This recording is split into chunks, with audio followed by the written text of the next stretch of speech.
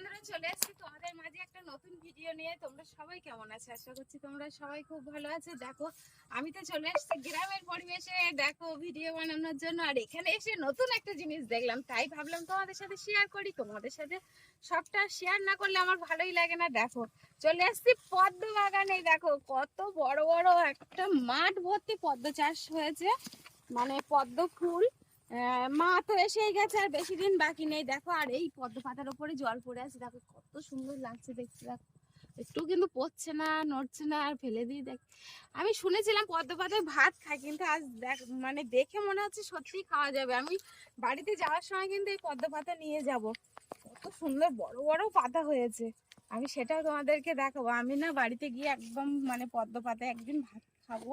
এখান থেকে দুটো পাতা আমি যাওয়ার সময় নিয়ে যাবো। আর দেখো মাঠ ভর্তি ফুল, মা তো এসে গেছে, সেই জন্য ফুল ফুটে গেছে।